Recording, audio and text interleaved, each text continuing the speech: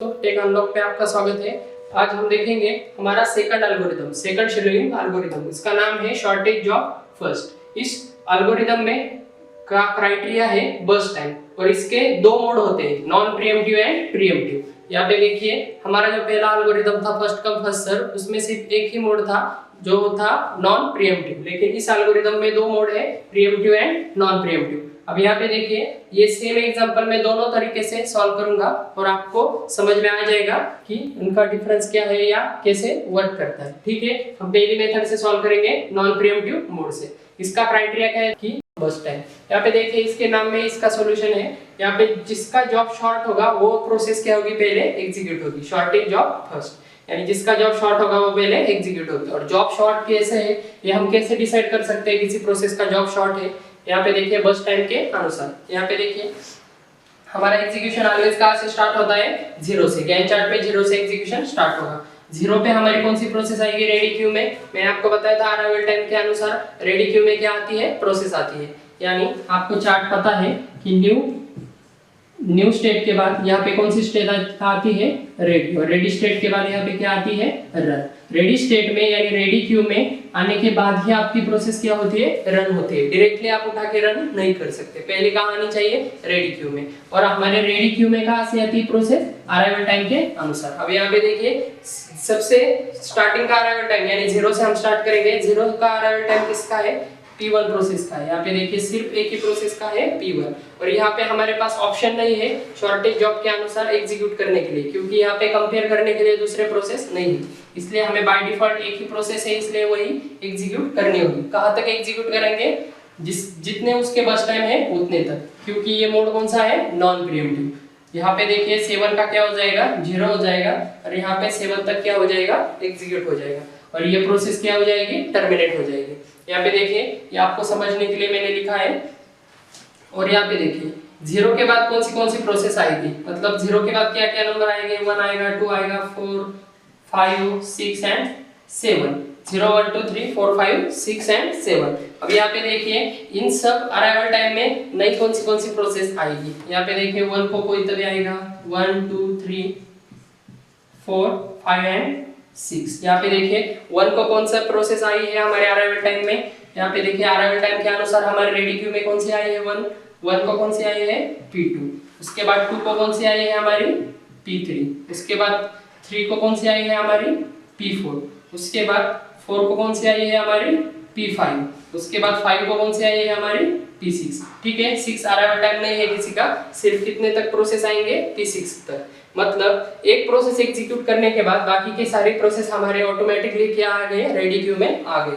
पहले हमारे पास कंपेयर करने के लिए यानी एग्जीक्यूट करने के लिए एक ही प्रोसेस थी, मतलब दूसरे प्रोसेस नहीं थे, इसलिए हमने ये एग्जीक्यूट कर दी, सिंगल थी इसलिए। अब यहाँ पे देखिए हमारे पास बहुत सारी प्रोसेस है कंपेयर करने के लिए। अब यहाँ पे देखिए पहली एग्जीक्यूट हो गई है, ये टर्मिनेट हो गई। अब यहाँ पे देखिए P2 P3 P4 P5 and P6, इनमें से कौन सी प्रोसेस पहले रन होगी, ये कैसे डिसाइड होगा, हमारे क्राइटेरिया से। जिसका क्राइटेरिया यानी जिसका बर्स्ट टाइम क्या होगा, लेस होगा यानी शॉर्ट होगा, जिसका जॉब शॉर्ट होगा वो क्या होगी, पहले एग्जीक्यूट होगी। यहाँ पे देखिए 5 3 1 2 1। यहाँ पे देखिए सबसे लेस कौन सा नंबर है, 1 नंबर लेस है। लेकिन 1 को कितने प्रोसेस है, 2 है। कौन से है, P4 एंड P5। दोनों प्रोसेस का जो बर्स्ट टाइम है वो क्या है, 1 है। अब इस केस में क्या करेंगे, यहाँ पे देखिए एक इंपॉर्टेंट नोट है, IMP नोट।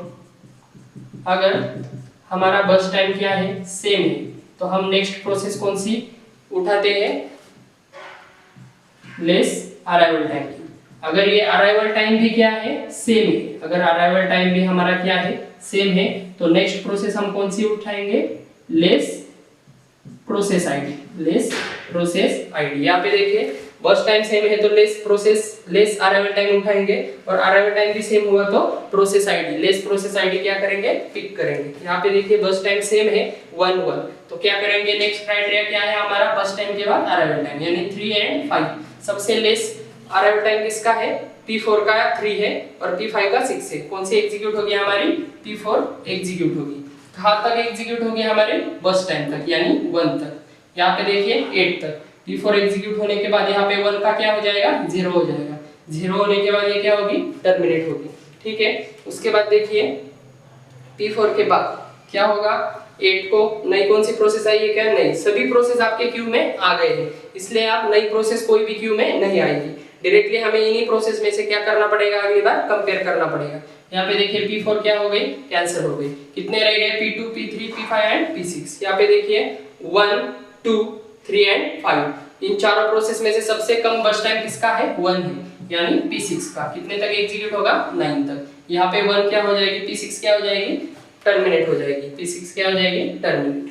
कौन से बचे? P5, P3 और P2, यानी 2, 3 एंड 5। अब इनमें से सबसे कम बस टाइम किसका है, शॉर्ट जॉब किसका है?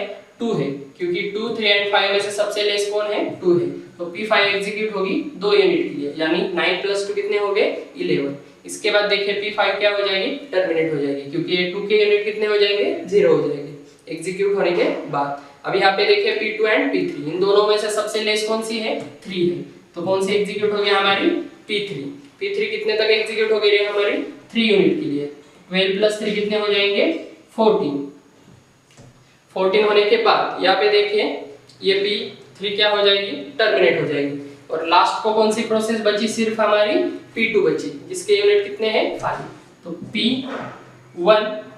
P2 कितने तक एग्जीक्यूट होंगे? 5 यूनिट का, 5 यूनिट तक। और 14 + 5 कितने हो जाएंगे?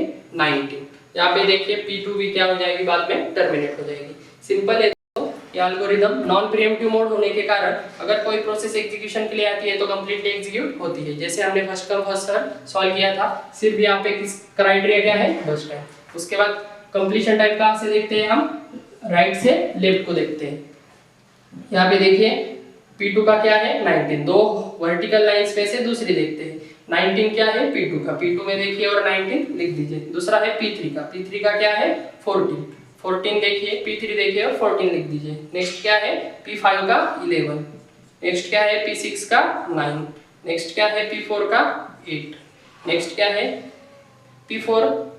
P1 का 7। ठीक है। टर्न अराउंड टाइम का फॉर्मूला क्या है? Completion time minus arrival time. Completion time minus arrival time, यहाँ पे देखिए 7 - 0 7, 19 - 1 18, 14 - 2 12, 8 - 3 5, 11 - 4 7, 9 - 5 4। अब यहाँ पे देखिए वेटिंग टाइम। वेटिंग टाइम का क्या फॉर्मूला है? Completion turn around time minus burst time. Waiting time का क्या फॉर्मूला है? Turn around time minus burst time. यहाँ पे देखिए 7 - 7, यहाँ पे मैंने 0 आपको समझने के लिए लिखा था। बस टाइम क्या है हमारा? 7। 7 - 7 0, 18 - 5 13, 12 - 3 9, 5 - 1 4, 7 - 2 5, 4 - 1 3। उसके बाद रिस्पांस टाइम। रिस्पांस टाइम का फॉर्मूला क्या है? First time process get schedule minus arrival time. यानी आप कहां से देखेंगे रिस्पांस टाइम के लिए? लेफ्ट से राइट को देखेंगे। यहाँ पे देखिए फर्स्ट हॉरिजॉन्टल लाइन 0 किसका है? P1 का। P1 का 0 - P1 का अराइवल टाइम 0 - 0 0। P4 का क्या है यहाँ पे? 7 - P4 का अराइवल टाइम 7 - 3 4। P3 देखिए, P4 देखिए और 4 लिख दीजिए। P6 का कितना है? 8 - P6 का अराइवल टाइम 8 - 5 कितने हो गए? 3। नेक्स्ट क्या है? 9, P5 का 9, 9 - 4 5। नेक्स्ट क्या है? 11, P3 का 11, 11 - 2 9। नेक्स्ट क्या है? P2 का 14, 14 - 1 13। ठीक है। इस तरह से हम नॉन प्रीएम्प्टिव मोड के जरिए ये एग्जांपल सॉल्व करते हैं। ठीक है। नेक्स्ट वीडियो में हम देखेंगे। हम यहाँ पे रेडी क्यू लिखते हैं, ये एक बात जान लीजिए, रेडी क्यू कंपलसरी है, क्योंकि यहाँ पे देखिए न्यू के बाद रेडी में आएगा, रेडी के बाद रन में आएगा। जब तक रेडी में नहीं आती आपकी प्रोसेस तब तक क्या नहीं होती? रन नहीं होती। यहाँ पे देखिए P1 पहले एग्जीक्यूट हुई है। सबसे कम बस टाइम किसका है? सबसे ज्यादा बस टाइम P1 का है, फिर भी वो क्या हो गई है? पहले एग्जीक्यूट हो गई है। क्यों? क्योंकि इसका बस टाइम कम होने के बावजूद भी ये कब आ रही हुई थी? लेट आ रही हुई थी। और ये कब आ रही हुई है? मतलब रेडी क्यू में कब आई है? जल्दी आई है, इसलिए ये पहले एग्जीक्यूट हुई है। ठीक है। नेक्स्ट वीडियो में देखेंगे प्रीएम्प्टिव मोड। ठीक है। तो हम सेकंड मोड देखेंगे आप प्रीएम्प्टिव एल्गोरिथम, मतलब shortage of first pre-emptive mode के जरिए। यहाँ पे देखिए इस एल्गोरिथम को कहा जाता है shortest remaining time first, SRTF। इसका दूसरा नाम है प्रीएम्प्टिव शॉर्टेज ऑफ फर्स्ट। ठीक है, दो नाम से इसको बुलाया जाता है। यहाँ पे देखिए हमने यहाँ पे नॉन प्रीएम्प्टिव मोड यूज किया था, अब यहाँ पे प्रीएम्प्टिव मोड यूज करेंगे। प्रीएम्प्टिव मतलब क्या होता है, न्यू स्टेट के बाद हम कहाँ आते हैं, रेडी स्टेट में। रेडी स्टेट में प्रोसेस कैसे आती है, हमारे अराइवल टाइम के अनुसार। उसके बाद देखिए हम रन में जाते हैं। सपोज रेडी में अगर क्रिएट होने वाली न्यू प्रोसेस अगर हाई प्रायोरिटी है और लो प्रायोरिटी प्रोसेस अगर रन में कोई लोड हो रही है या एग्जीक्यूट हो रही है, तब अगर यहाँ पे P2 हाई प्रायोरिटी प्रोसेस अगर आ गई तो ये कहाँ एग्जीक्यूट होगी, रन पे। और ये रन में जो P1 है, जो लो प्रायोरिटी प्रोसेस है, वो कहाँ पे एग्जीक्यूट होगी हमारे, मतलब कहाँ शिफ्ट होगी, हमारे रेडी क्यू में। मतलब यहाँ पे प्रीएम्पशन ऑकर होता है, P1 का एग्जीक्यूशन स्टॉप होकर P2 का एग्जीक्यूशन क्या होता है, स्टार्ट होता है। इसका मतलब ये नहीं कि P1 कंप्लीटली एग्जीक्यूट हुई थी, P1 का एग्जीक्यूशन P2 के बाद जब भी उसको चांस मिलेगा तब होता है। ये कब, ये किस एल्गोरिथम में होता है, आपके प्रीएम्प्टिव एल्गोरिथम में। ठीक है, एग्जांपल के जरिए मैं आपको बताता हूँ। ठीक है, यहाँ पे देखिए हम गैंट चार्ट ड्रॉ करते हैं। गैंट चार्ट की शुरुआत कैसे होती है, 0 से होती है ऑलवेज। यहाँ पे देखिए हम रेडी क्यू बड़ा ड्रॉ करते हैं। यहाँ पे देखिए सर्कल में, यहाँ पे देखिए हम रेडी क्यू में क्या करेंगे, प्रोसेस एक एक करके लेंगे। यहाँ पे देखिए 0 अराइवल टाइम पे कौन सी प्रोसेस आ रही है, क्योंकि हमारा ऑलवेज स्टार्टिंग कहाँ से होती है, 0 से होती है। देखिए 0 अराइवल टाइम किस प्रोसेस का है, प्रोसेस P1 का है। यहाँ पे देखिए कंपैरिजन करने के लिए दूसरी कोई प्रोसेस है कि हमारे रेडी क्यू में नहीं है, इसलिए हमारे पास कोई ऑप्शन नहीं है। डायरेक्टली हम कौन से एग्जीक्यूट करेंगे, P1 एग्जीक्यूट करेंगे। कहाँ तक एग्जीक्यूट करेंगे, यहाँ पे देखिए अराइवल टाइम देखिए, आप सभी अराइवल टाइम देखिए, सभी किसके मल्टीपल्स में है, यानी सभी किसके मल्टीपल्स में है, 1 के मल्टीपल्स में है। मतलब 1 + 1 + 1 के सब क्या है, फॉर्म में है। मतलब 0 1 2 3 4 5। यानी आप इस एल्गोरिदम में, यानी इस एग्जांपल में आप क्या करेंगे, सिर्फ एक एक करके ही वैल्यू बढ़ाएंगे। यहाँ पे देखिए, और उसके बाद जो भी नई प्रोसेस आएगी उसको चेक करेंगे, और उसमें से जो भी हाई प्रायोरिटी प्रोसेस होगी वो क्या करेंगे, पहले एग्जीक्यूट करेंगे। प्रायोरिटी क्या है यहाँ पे, बर्स्ट टाइम, मतलब जिसका बर्स्ट टाइम लेस है वो क्या होगी, पहले एग्जीक्यूट होगी। यहाँ पे देखिए P1 एग्जीक्यूट होगी सिर्फ 1 यूनिट के लिए। यहाँ पे देखिए 7 के कितने यूनिट हो जाएंगे, 7 से 7 - 1 कितने हो जाएंगे, 6। यहाँ पे देखिए P1 का एग्जीक्यूशन कंप्लीट हुआ है क्या, नहीं, 6 यूनिट बाकी है। लेकिन हमने कितना एग्जीक्यूट किया, सिर्फ 1 यूनिट।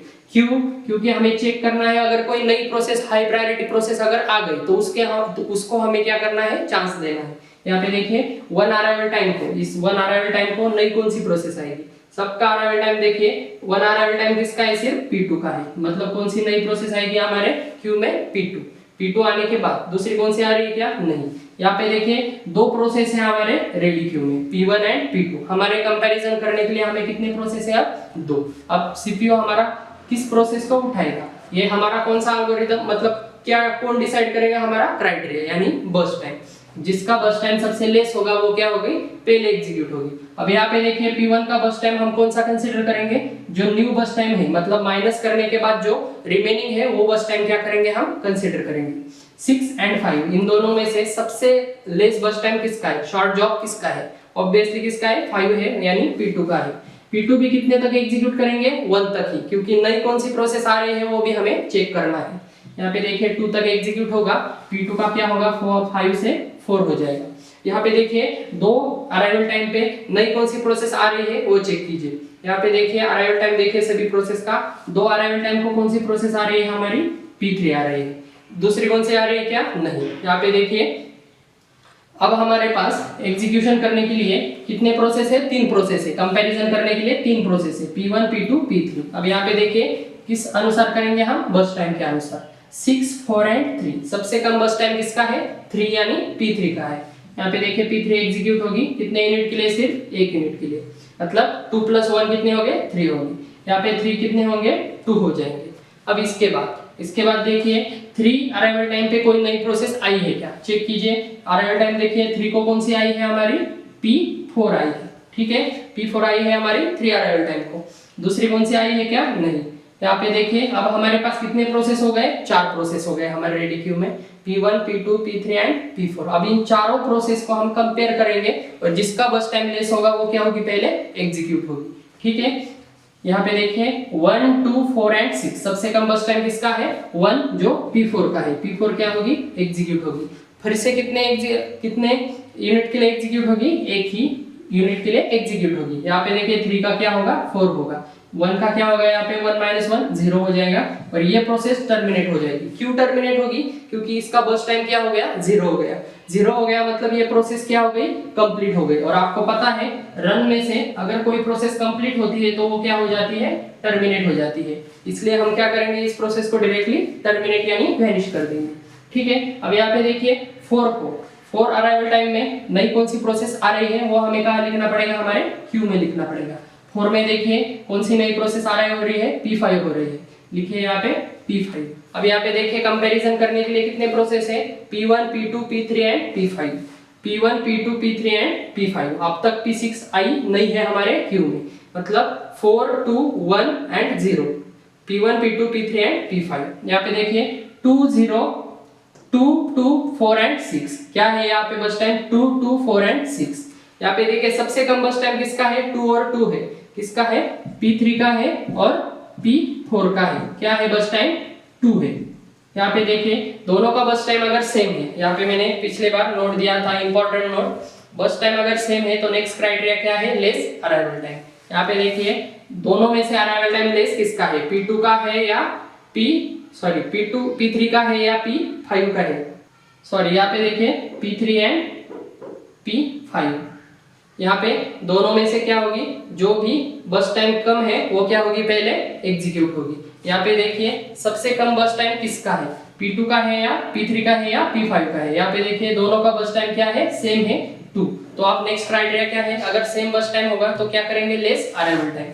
यहाँ पे देखिए लेस अराइवल टाइम किसका है 2 2 में से यहाँ पे देखिए 2 एंड 4 P3 का और P5 का। P3 एंड P5 में से अराइवल टाइम लेस किसका है P3 का है, क्या है 2 है। इस वजह से वो क्या होगी पहले एग्जीक्यूट होगी, मतलब कौन सी एग्जीक्यूट होगी P3।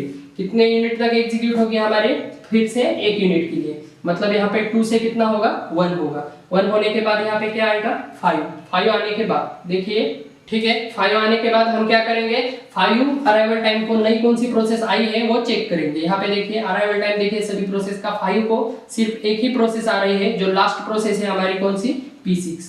5 को कौन सी आ रही है हमारी P6, यानी आपके सभी प्रोसेस क्या आ गए हैं यहाँ पे रेडी क्यू में, हमारे रेडी क्यू में क्या हो गए हैं आ गए हैं। अब यहाँ पे देखिए अगर हमारे सारे प्रोसेस रेडी क्यू में अगर आ गए तो हमारा प्रीएम्प्टिव एल्गोरिथम किस प्रकार वर्क करता है हमारे नॉन प्रीएम्प्टिव एल्गोरिथम की तरह वर्क करता है।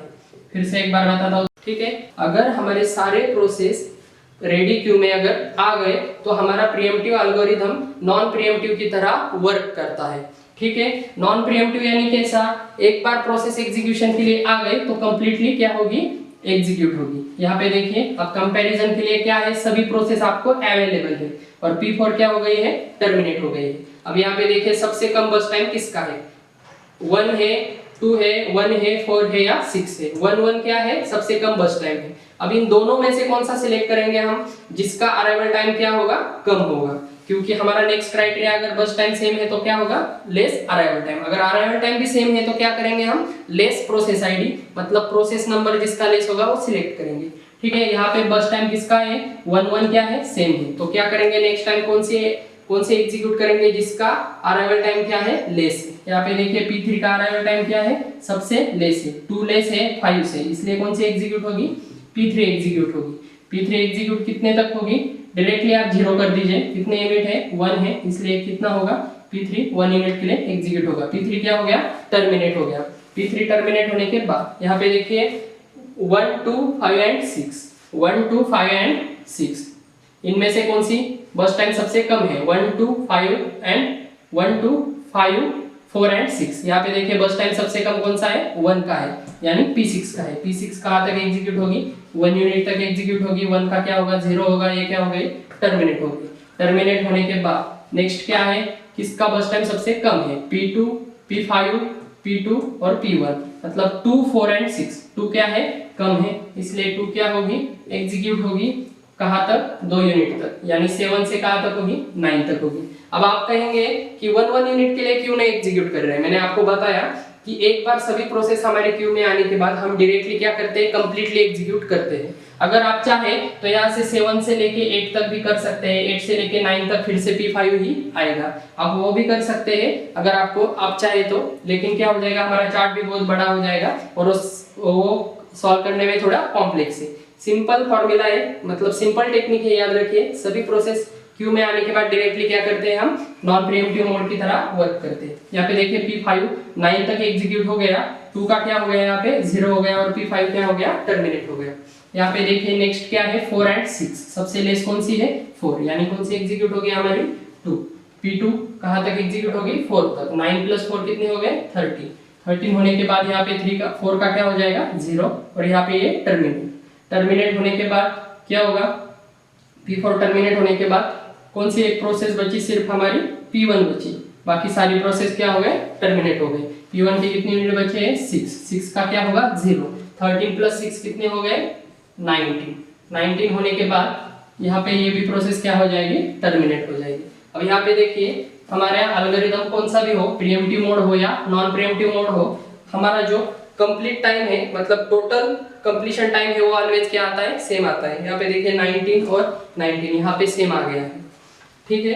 अब यहाँ पे हम क्या करेंगे, आगे का सॉल्व करते हैं। कंप्लीशन टाइम कैसे करेंगे, यहाँ पे देखिए कैलकुलेट करने के लिए जो आपकी ओरिजिनल वैल्यू है उसी से कैलकुलेट करेंगे, मतलब 7, 5, 3, 1, 2 एंड 1, यही ओरिजिनल वैल्यू हम लेंगे। अगर आप चाहे तो ये कैलकुलेशन साइड में भी कर सकते हैं, यानी आपको दिखने में भी या सॉल्व करने में थोड़ी आसानी होगी, ठीक है। इसके बाद देखिए कंप्लीशन टाइम क्या है, हम कहाँ से देखते हैं, राइट में से लेफ्ट को देखते हैं कंप्लीशन टाइम के लिए। अब यहाँ पे देखिए कंप्लीशन टाइम क्या है, P1 का कौन सी सेकंड हॉरिजॉन्टल लाइन कौन सी है, 90, कंप्लीशन टाइम क्या आया, 90। उसके बाद P2 का क्या है, 13, P2 देखिए और उस पे लिख दीजिए 13। उसके बाद क्या है, P5 क्या है, 9, P5 पे देखिए और 9 लिख दीजिए। उसके बाद क्या है, P6 का क्या है, 7। उसके बाद क्या है, P3 का क्या है, 6। उसके बाद P4 का क्या है, 4। टर्न अराउंड टाइम का क्या फॉर्मूला है, completion time minus arrival time. 19 - 0 कितने हो गए, 19, 13 - 1 12, 6 - 2 4, 4 - 3 1, 9 - 4 5, 7 - 5 2, ठीक है। उसके बाद देखिए वेटिंग टाइम कैसे कैलकुलेट करते हैं, turn around time minus burst time.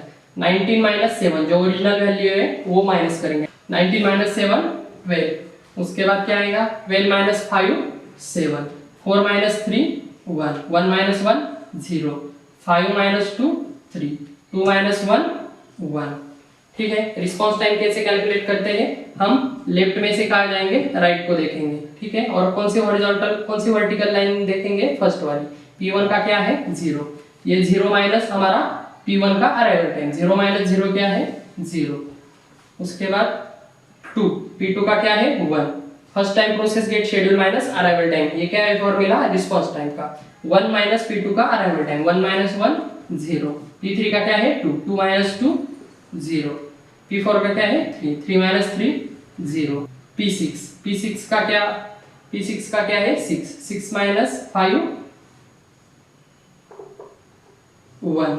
और उसके बाद सबसे लास्ट में क्या है, P5 का क्या है, 7, 7 - 4 कितना आ गया, 3, ठीक है।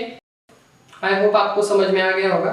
इसमें हम क्या करते हैं, यहाँ पे देखिए P1 कहाँ एग्जीक्यूट हुआ है, इस एक पार्ट में एग्जीक्यूट हुआ है, और लास्ट में देखिए यहाँ पर भी P1 क्या हो गया है, एग्जीक्यूट हुआ है। मतलब दो पार्ट में P1 क्या हो गया है, एग्जीक्यूट हुआ है, क्योंकि ये कौन सा एल्गोरिदम है, प्रीएम्प्टिव एल्गोरिदम है। मतलब रेडी में से रन में क्या होती है, प्रोसेस शिफ्ट होती है अगर वो हाई प्रायोरिटी है। यहाँ पे हाई प्रायोरिटी मतलब क्या है, प्रायोरिटी मतलब यहाँ पे जो शॉर्ट जॉब है उसको क्या है, हाई प्रायोरिटी है। प्रायोरिटी मतलब सिर्फ प्रायोरिटी नहीं होती, यहाँ पे बर्स्ट टाइम तो क्या है, सबसे हाई प्रायोरिटी है। अगर हाई प्रायोरिटी प्रोसेस आ गई तो P1 का एग्जीक्यूशन स्टॉप होके क्या हो रहा है, P2 का स्टार्ट हो रहा है।